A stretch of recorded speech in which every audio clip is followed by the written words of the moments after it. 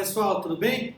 Aqui é o Wagner Gundim e no vídeo de hoje eu vou falar para vocês sobre um outro autor da política que é muito importante e cujas ideias se arrastam no tempo e são extremamente importantes para que a gente consiga entender o fenômeno político da atualidade. Esse autor nada mais é do que o Thomas Hobbes. Certamente todos vocês já ouviram uma frase muito famosa do Thomas Hobbes, e geralmente se lembram apenas dela. Segundo Hobbes, o homem é o lobo do homem. Nós vamos ver no vídeo de hoje o que significa essa frase, segundo o pensamento hobbesiano, e quais são as implicações que essa concepção a respeito da política traz para a análise do fenômeno político, e mais do que isso, para a análise sobre qual deve ser o papel do Estado na vida e sociedade. Só que antes da gente começar a falar sobre o Hobbes, sobre os seus livros e sobre as suas contribuições, não vamos esquecer de seguir o canal, curtir o vídeo e compartilhar com outras pessoas. Roda a vinheta, produção!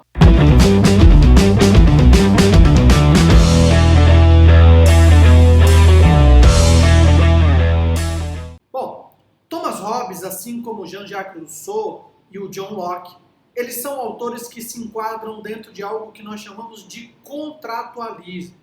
O que significa basicamente o contratualismo? Segundo a concepção contratualista, o surgimento do Estado e da sociedade deriva do chamado contrato social. Ou seja, as pessoas viviam num estado social em que não existia nenhuma regra de convivência política, nenhuma organização política estruturada. Então essas pessoas, no chamado estado de natureza, elas em determinado momento de suas vidas, elas abrem mão de parcela de suas liberdades individuais para a criação de um terceiro imparcial que vai regulamentar a vida em sociedade. É isso, basicamente, que representa a ideia do contrato social. Todos os contratualistas, eles partem do mesmo pressuposto, qual seja, em determinado momento, as pessoas se reuniram e decidiram pela criação do Estado. Nós estamos falando aqui de uma visão de mundo antropocentrista, ou seja, a ideia do homem no centro de tudo.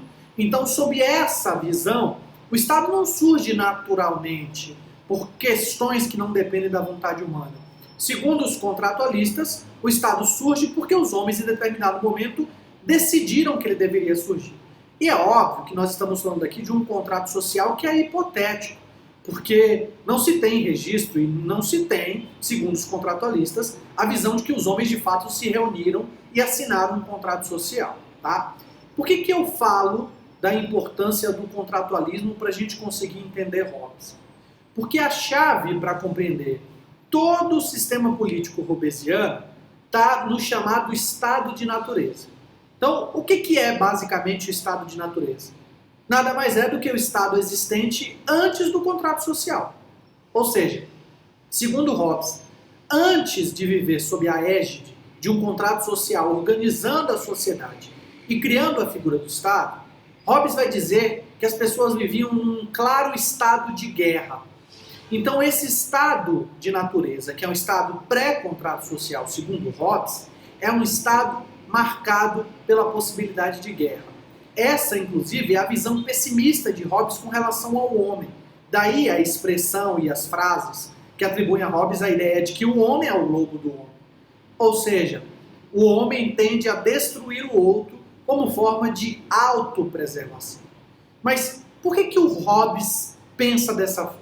Bom, quando o Hobbes fala sobre o estado de natureza, o Hobbes chega à seguinte conclusão: todos os homens são iguais. Em essência, nós somos iguais. Fisicamente, biologicamente, nós somos iguais. Só que Hobbes fala que existe uma coisa entre os homens que é completamente distinta de um homem para outro homem. Que é, eu não sei o que o outro está pensando. Então, por não saber o que a outra pessoa está pensando, Hobbes vai dizer que a natureza humana ela é tendenciosa a achar que o outro está pensando em me atacar, que o outro está pensando em tirar aquilo que é meu. Então Hobbes vai dizer, a melhor forma de defesa é o ataque. Então antes que alguém tire aquilo que é meu, antes que alguém tome o que é meu, eu vou atacá-lo como forma de defesa. É por isso que Hobbes tem uma visão pessimista da natureza humana. Porque ele entende que o homem tende a se autodestruir nesse estado de natureza. Tanto é que quando Hobbes vai explicar por que o homem é o lobo do homem, ele dá um exemplo muito simples. Quando todos vocês saem de casa, vocês trancam a porta da casa de vocês? Acredito eu que sim, né? Por quê? Porque vocês têm o temor de que alguém, então outra pessoa, um semelhante, entre na casa de vocês e tome aquilo que é de vocês. Algumas pessoas, dentro de suas próprias casas, elas mantêm cofres. E esses cofres têm um objetivo duplo: proteger o conteúdo de valor ali dentro para quem invadir a sua propriedade, mas também, em alguns casos, contra pessoas dentro da própria família. Então, o Hobbes dá exemplos do cotidiano que mostram que, de fato, o homem vive o tempo inteiro sobre uma completa desconfiança com relação ao que o outro vai fazer. Então, Hobbes diz que nesse estado de natureza, a consequência natural do homem que desconhece o pensamento do outro homem é agir atacando, é promover o que ele chama de estado de guerra do homem contra todos os homens como forma de sobrevivência. E é daí que Hobbes, então, propõe a visão de estado que ele tem. Todos vocês certamente já ouviram falar do chamado estado Leviatã, que é a figura trazida por Hobbes.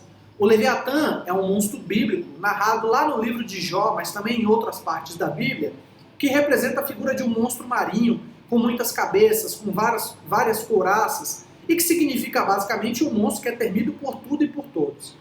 Agora, por que a visão de Hobbes sobre o Estado pressupõe a visão de um Estado absoluto, de um Estado que impõe o temor, de um Estado que impõe o medo sobre as pessoas?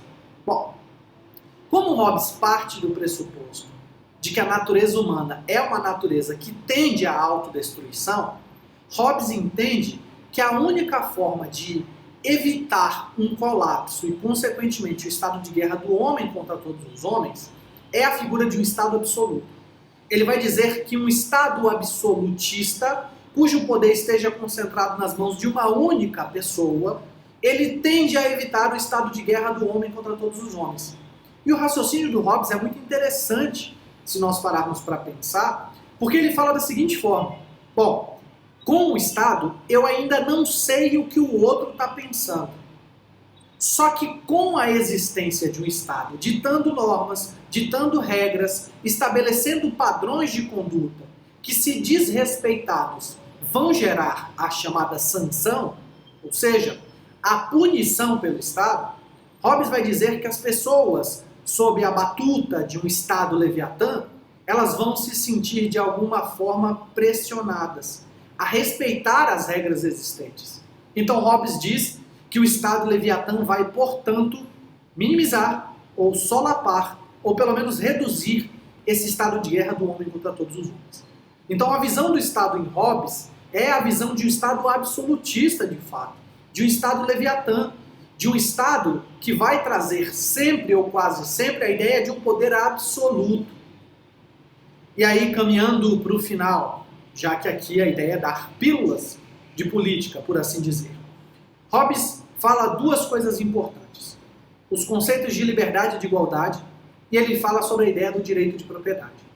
Segundo Hobbes, dentro do chamado Estado Leviatã, os ideais de liberdade e de igualdade eles são completamente restringidos, porque ele entende que esses ideais eles são sempre utilizados como forma das pessoas de lutarem contra a figura do Estado. E geralmente eles suscitam guerra. Então Hobbes vai dizer que esses valores são restringidos ao máximo e que o Estado é que vai determinar o que é igualdade e que o Estado é que vai determinar, de acordo com sua concepção, o que é a ideia da liberdade. Então Hobbes vai dizer que são valores restringidos. E no que tange ao direito de propriedade, Hobbes vai dizer: nada pertence aos homens, tudo pertence ao Estado. Porque se ao entender que a sociedade só surge com o contrato social e, consequentemente, com o Estado, Hobbes vai defender que o Estado Leviatã é dono de tudo e que não existe o direito de propriedade privada.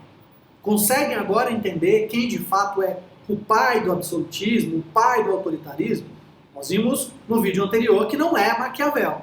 Hobbes, no entanto, é um grande defensor do absolutismo. Agora, nós precisamos sempre ter o cuidado de interpretar os autores historicamente. Quando Hobbes escreve o Leviatã, ele vivia num contexto de grande revolução civil na Inglaterra. Então as suas ideias, elas são justificadas pelo contexto histórico em que estava inserido. No entanto, a compreensão do Estado absolutista, que inclusive foi vivenciada em muitos períodos da história da sociedade, demonstra o porquê da importância de nós entendermos quem foi Hobbes e o que é que significa esse tal Leviatã. E aí, espero que o vídeo tenha sido claro e que todos vocês tenham gostado do conteúdo. Nos vemos num próximo vídeo. Até logo. Tchau, tchau.